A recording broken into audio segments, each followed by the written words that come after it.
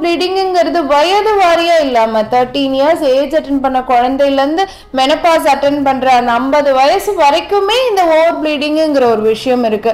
So நம்ம தொடர்ச்சியா அந்த மருந்து மாத்திரைகளையே நாடி போகாம வாழைப்பூவை வந்து நீங்க அப்படியே பச்சையா அடிச்சு குடிச்சீங்கன்னா அதுல இருக்கக்கூடிய எக்ஸஸான துவர்ப்பு சுவை வந்து ரத்தப்போக்கை அதிகப்படுத்தும். என்ன காரணம்னா ரத்த விருத்தி ஆயிடும். அதுக்கு பதிலா அந்த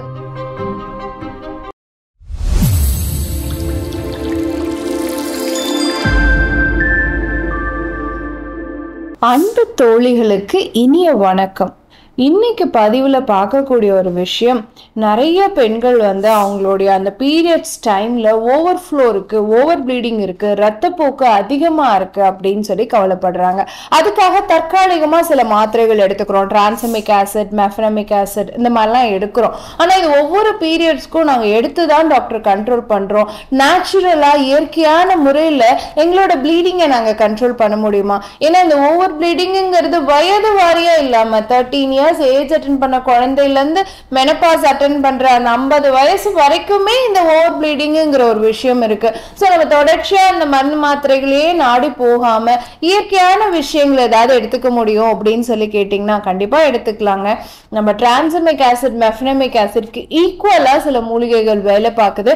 அந்த மாதிரி ஒரு 5 மூலிகைகள் பத்தி தான் நம்ம இன்னைக்கு பார்க்க போறோம். ஸோ முதல் விஷயம் பார்த்தீங்க அப்படின்னு சொன்னா நாவல் பட்டை. இது நாட்டு மருந்து கடைகள்ல கிடைக்கும். இந்த நாவல் பட்டை பொடியை வந்து ஒரு 1/2 ஸ்பூன் அளவு எடுத்து கஷாயம் மாதிரி ப்ரிப்பேர் பண்ணி 2 டம்ளர் தண்ணி விட்டு 1/2 டம்ளர் சுண்ட வச்சு வடிகட்டி அந்த ஓவர்ஃப்ளோ இருக்கக்கூடிய டைமிங்ல நம்ம எடுத்துட்டு வந்தோம் அப்படின்னு சொன்னா அது ஈக்குவலா டிரான்சமிக் ஆசிட், மெஃபனமிக் ஆசிட்க்கு ஈக்குவலா வேலை பார்த்து நம்ம ரத்தப்போக்கை கட்டுப்படுத்தக்கூடியதா இருக்கும். அதே மாதிரி நம்மளோட வீட்டுல சாதாரணமா இருக்கக்கூடிய ஒரு காய்கறி வந்து வாழைப்பூ இல்லைங்களா? அந்த வாழைப்பூவை வந்து நீங்க அப்படியே பச்சையா அடிச்சு குடிச்சீங்கன்னா அதுல இருக்கக்கூடிய எக்ஸஸான துவர்ப்பு சுவை வந்து ரத்தப்போக்கை அதிகப்படுத்தும். என்ன காரணம்னா ரத்த விருத்தி ஆயிடும். அதுக்கு பதிலா அந்த துவர்ப்பு சுவையை கட்டுப்படுத்துற விதமா நம்ம என்ன மாதிரி எடுத்துக்கணும் அப்படின்னு பாத்தீங்கன்னா, அந்த வாழைப்பூவை வந்து கொஞ்சமா தண்ணி போட்டு வேக வச்சுட்டு அந்த வெந்த பூ, அந்த தண்ணி, அது கூட ஒரு 1/2 கப் மோர் சேர்த்து மிக்சியில அரைச்சிட்டு ஒரு சூப் மாதிரி ப்ரிப்பேர் பண்ணி சால்ட் அண்ட் பெப்பர் போட்டு எடுத்துக்கோங்க. அந்த மாதிரி அந்த வாழைப்பூ சூப் நீங்க எடுத்துக்கிட்டீங்க அப்படின்னு சொன்னாலும் உங்களுடைய ரத்தப்போக்கு கண்ட்ரோல் ஆகும். அது டிரான்சமிக் ஆசிட் ஈக்குவலா வேலை பார்க்கும். அடுத்து பாத்தீங்கன்னா மாம்பருப்புடைய பொடி. இதுவும் நாட்டு மருந்து கடைகள்ல கிடைக்கும். சாதாரணமா நம்ம மாங்காய்க்குள்ள இருந்து அந்த விதையை உடைச்சோன்னா ஒரு பருப்பு வரும் இல்லைங்களா? அதுதான். அது காய வச்சு பொடியா யூஸ் பண்ணோம். அது கடைகள்ல கிடைக்கும். பச்சையா யூஸ் பண்ணா சீசன் டைம்ல நம்ம யூஸ் பண்ணலாம். பொடியா யூஸ் பண்ணும்பொழுது ஒரு 1/2 ஸ்பூன் அளவு எடுத்து மோர்ல கலந்து அந்த பீரியட்ஸ் டைம் ஓவர்ஃப்ளோ இருக்கக்கூடிய காலகட்டத்தில் எடுத்துக்கலாம். அது உங்களோட ப்ளீடிங்கை கண்ட்ரோல் பண்ண கொடுக்கக்கூடியதா இருக்கும். இதெல்லாம் முடியாது டாக்டர், நாங்க வந்து ஹாஸ்டல்ல இருக்கோம், காலேஜ் ஹாஸ்டல்ல இருக்கோம், எங்களுக்கு வந்து ஓவர்ஃப்ளோ இருக்கு, நாங்க எப்படி கண்ட்ரோல் பண்ணிக்கிறது அப்படின்னு கேட்டீங்கன்னா, சாதாரணமா மோர், தயிருக்கு இந்த டிரான்சமிக் ஆசிட், மெஃபனமிக் ஆசிட்க்கு ஈக்குவலான ஒரு ஆக்ஷன் இருக்கு.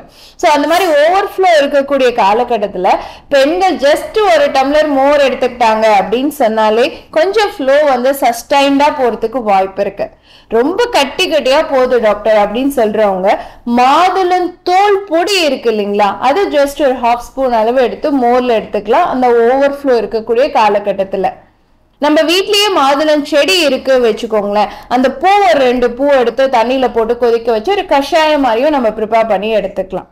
ஸோ இந்த 5 உணவுப் பொருட்கள் எடுத்துக்கும் பொழுது நம்ம சாதாரணமா ரத்தப்போக்கை கட்டுப்படுத்தக்கூடிய டிரான்சமிக் ஆசிட், மெஃபனமிக் ஆசிட் ஈக்குவலான ஒரு ஃபங்க்ஷன் வந்து இந்த மூலிகைகளுக்கு இருக்கு. ஸோ பயன்படுத்தி பாருங்க. கண்டிப்பா ரத்தப்போக்கை உங்களால ஈஸியா கட்டுப்படுத்த முடியும். கூடவே ஹீமோகுளோபினை இன்க்ரீஸ் பண்றதுக்கு நிறைய முருங்கைக்கீரை சூப், கருவேப்பிலை சாத பொடி, ராகி மாவு புட்டு, அடை, தோசை இந்த மாதிரி உங்களுடைய ஹீமோகுளோபின் லெவலை இன்க்ரீஸ் பண்றதுக்கும் ட்ரை பண்ணுங்க. பயன்படுத்தி பாருங்க. இதே மாதிரி இன்னொரு ஆரோக்கிய குறிப்போட நான் உங்களை சந்திக்கிறேன். இயற்கையோடு இணைவோம், ஆரோக்கியமாக இருப்போம், ஆனந்தமாக வாழ்வோம். நன்றி, வணக்கம்.